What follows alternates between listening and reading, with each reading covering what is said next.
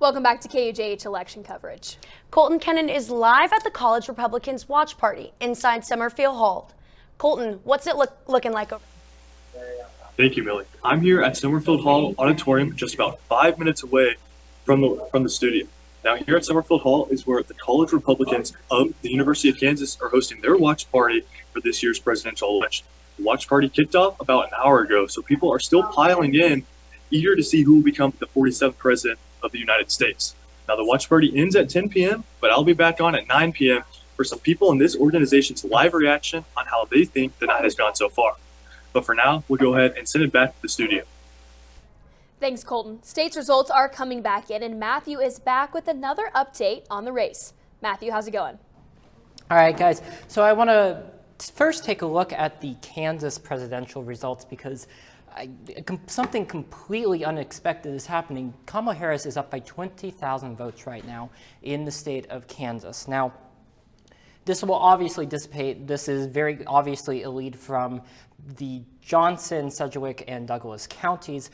But as the night goes on, it'll be interesting to see exactly how narrow that lead comes, because there was a poll released about a month ago that showed Trump only up by 5. Now, he won the state in 2020 by way more than that. So it'll be interesting to see where this goes. I want to move to some local results now. We finally have some counts for the Douglas County District Attorney. Dakota Loomis is currently leading by 67% to Mike Warner's 33%. Now, as I said at 6 o'clock, Douglas County hasn't elected anything except a Democrat in 30 years.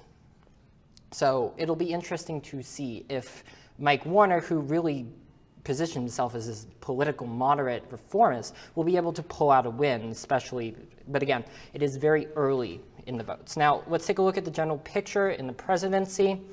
Kamala Harris currently has projected to have 71 electoral votes to Donald Trump's 101. This is from our friends at the AP. You'll notice that none of the swing states have been projected yet. It's going to take a while to project those as we wait for more results to come in. Let's take a look at some of the other results as well in the Senate. Now, this was a chamber that Democrats were projected to lose before tonight. We're mainly going to be paying attention to 2 races. Montana, where John Tester is up against a very hard opponent, Democrat John Tester, and Ohio, where Democrat incumbent is up against a Republican challenger who has a pretty good chance of winning that race. In the House, we're going to be paying attention to, locally, we're going to be paying attention to Sharice Davids, Kansas 3, who is up against a Republican challenger. That race is widely expected to go Democratic, but again, it's Kansas. A lot of things can happen, and it's still early in the night, so we'll be paying attention to those races as the night goes on. Back to you guys in the studio. Thanks for the update, Matthew. Ryan Cartman is joining us live at the Dole Institute watch party with an update. And I am right now here with Anna Sophia Lahovary. And also, you're the president of the Student Advisory Board, I understand? I am, yes. And why throw this watch party? What's the purpose behind this watch party? Thanks for coming out. So as the student group of the Institute, we think it's super important to motivate students not only to get out and vote, but be involved in the political process. So we think it's very cool to create a space where students can not only get together and learn more about politics and get excited about this election. So what got you involved being a president of the Student Advisory Board for the Dole Institute of Politics? Yeah, so I've always been involved in either Young Democrats or speech and debate, always in the realm of politics. I've worked for Representative Sharice Davids and currently worked at the State Department. So definitely in the world of government and politics. So I started volunteering here at the Dole Institute my freshman year. Ended up working my way up to SAB coordinator or president, which is where I am now. And I think we have a really cool mission of bipartisanship and offer amazing not only volunteer opportunities, but professional development opportunities for students here at KU. So let's shift our attention on something that's been heavily focused on during this election cycle, the student vote. How have you seen, from your eyes, the student vote turn out, specifically here at KU? Yeah, so civic engagement is a massive part of what the Dole Institute is about. So we have been out, out on Wesco, out in Mrs. E's, all over campus, trying to not only get people registered to vote before the October 15th deadline, but also today getting students out to vote at the multiple polling locations here in Douglas County, which is super important. So I think civic engagement, is we have the power to vote and we need to utilize it. So I'm really excited to see how young people are going to turn out on this election, and I'm really optimistic. Last question. How stressful has this whole election period been for you?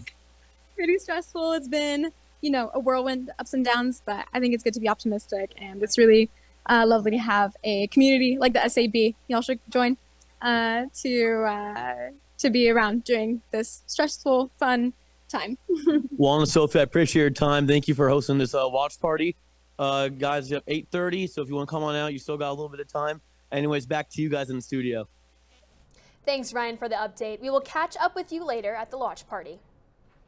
And now we are joined by KUJH's Francesca Onofrio with an update from a Democratic watch party hosted at the Beacon in Topeka. Francesca? Thank you. Currently live here at a Democratic watch party in Capitol. We're waiting results here, and others are waiting back in their hometowns or back in the comfort of their own homes. Polls closed just about an hour ago, so that means numbers are starting to roll in. KUJH reporter Savannah Meyer and I retrieved some of those poll numbers from the first Congressional Church here in Topeka just about 30 minutes ago. We'll keep you updated throughout the night. Stay tuned. Back to you in the studio. Thanks for the update, Francesca. We are now joined in studio with KUJH's Emily Sutter, who is here to give us more information on Nebraska's 2nd Congressional District. Emily? Thanks, Millie. As an Omaha native myself, I got to see how voting is going in Nebraska, just roughly short 3 hours away from here, especially because Omaha is part of 3 districts that each split electoral votes. Some of you Kansans may not know. Talking to some important figures behind the scenes at the Douglas County Election Office showed me how crucial Nebraska is in a presidential election. Nebraska is one of 2 states that uses the split electoral vote system instead of winner-take-all. Of 5 electoral college votes Nebraska gets, 2 go to the state popular vote winner, and the 3 others are apportioned to the winning candidate in each district. Omaha is a part of District 2. This system has affected presidential elections in the past, especially in Douglas County, where Omaha is. President Obama won this district while the rest of the state went red. It was the first time in the history of the United States that electoral votes have been split for a state. And so it was a sea of red with a little blue dot. And of course, we're right in the middle of the nation. So they started labeling us the blue dot. Residents in Omaha are showing their support of being a part of the blue dot with signs. Other residents are also voicing their views for other candidates. No matter what candidate Nebraskans support, the unique system can truly influence the national election. Many of the swing states are very, very close. So it could always come down to us. So yes, I would say absolutely our voice matters, but I would say everybody's voice matters regardless of where you vote. Omaha's impact on the election isn't possible without the help of its citizens. We have a lot of volunteers, but Nebraska is also the only state that drafts poll workers, kind of like jury duty. Like I said, we have 3,000 election workers for this election. We have a lot of volunteers, and we definitely could not pull off all of this stuff without them. Voting is crucial everywhere, but there is no doubt that people will be keeping their eyes on the blue dot. This election will be super close, so we'll have to see how those in Omaha have voiced their vote. Back to you guys. Thanks, Emily. Oklahoma's Superintendent Ryan Walter has pushed for over 55,000 Bibles to be implemented in schools across Oklahoma. This decision has sparked controversy across the state amongst parents and students alike. KUJH's Caleb Kauschitz gives us the details. Implementing Bibles into schools is a hot topic in the state of Oklahoma. State Superintendent of Public Education Ryan Walters has said that he wants to put Bibles in schools and has a select list of approved Bibles that he would put in. One of those Bibles is the Trump Bible, which contains a King James Version of the Bible, as well as contains a copy of the U.S. Constitution, the Bill of Rights, Declaration of Independence, the Pledge of Allegiance, and the handwritten chorus of the famous Greenwood song. Walters said back in July his plan for implementing Bibles into public schools in the state and the memo he would be issuing to schools around the state. The Bible is a necessary historical document to teach our kids about the history of this country, to have a complete understanding of Western civilization, to have an understanding of the basis of our legal system, and is frankly, when we're talking about the Bible, one of the most foundational documents used for the Constitution and the birth of our country. So we will be issuing a memo today that every school district will adhere to, which is that every teacher, every classroom in the state will have a Bible in the classroom and will be teaching from the Bible in the classroom. Parents around the state have different views of the situation. Some feel that Bible shouldn't be taught in education at all, and others are okay with the teaching of it but don't understand the need to spend millions on purchasing Bibles for schools. Amy Clark, who is a public school parent in Oklahoma, shared her views of the situation. As a Christian person, I want any kid to have access to biblical document and have an accurate depiction of the Bible. I kind of get a little bit leery if they're using it other than a historical document. I don't see the reason to spend money on it because, you know, all the kids in our school district anyway, all the kids have an electronic device from the school, so they can access a Bible online for whatever class they would be using it for. So I don't see the need to spend however many millions of dollars they're proposing. Teachers around the state are fearful about speaking out publicly about this because of the fears of retaliation on their jobs. One teacher anonymously said that one of Mr. Walter's rallying cries has been that school is not for indoctrination, while requiring the Bible to be used in classes is a form of indoctrination. Also, as a public school, we serve all students no matter race or creed. By putting one belief system at the forefront, it can make for a very uncomfortable place for some students to be. Now, this is not something that is being voted on in this election in the state, but is something that will be monitored as more unfolds from this. For KUJH News, I'm Caleb KUJH.